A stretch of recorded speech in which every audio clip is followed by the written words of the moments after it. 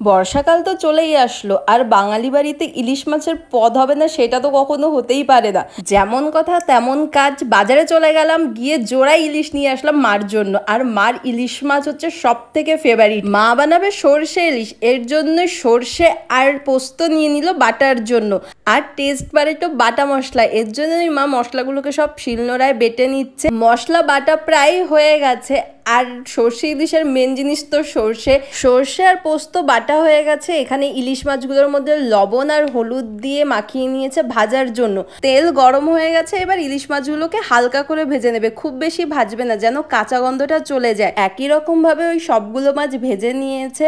মাছ ভাজা তেলের মধ্যে দিয়ে দিল তেজপাতা, কালো জিরে, সাদা জিরে, কুচানো পেঁয়াজ, সবগুলোকে খুব ভালো করে ভেজে নেবে লাল লাল করে।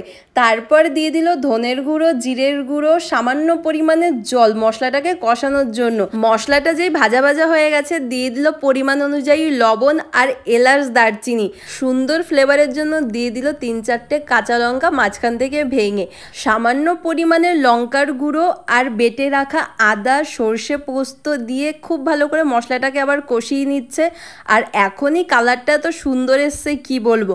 যাই হোক, মশলাটাকে খুব ভালো করে কষিয়ে নিয়েছে যতক্ষণ না তেল বেরোচ্ছে। মশলা থেকে যখনই তেল ছেড়ে দিয়েছে, দিয়ে দিল পরিমাণ অনুযায়ী জলটা দিয়ে মশলাগুলোকে আবার খুব ভালো করে ফুটিয়ে নিয়েছে। তারপর স্বাদ অনুযায়ী চিনি দিয়ে ভেজে রাখা ইলিশ মাছগুলো দিয়ে দিল ঝোলের মধ্যে। মাছগুলোকে ঝোলে দেওয়ার পর কিছুক্ষণ ফুটিয়ে নিলেই রেডি সর্ষে ইলিশ। আর কার কার পছন্দ অবশ্যই কমেন্ট করে জানিও, আর তোমাদের রান্নাটা কেমন লাগলো সেটাও কমেন্ট করে জানিও। তারপর দেখো দুপুরের খাওয়া দাওয়া করতে বসে পড়েছি। আর সেদিন মধ্যাহ্নভোজে ছিল সর্ষে ইলিশ, লাউ চিংড়ি আর চিংড়ি মাছের বড়া।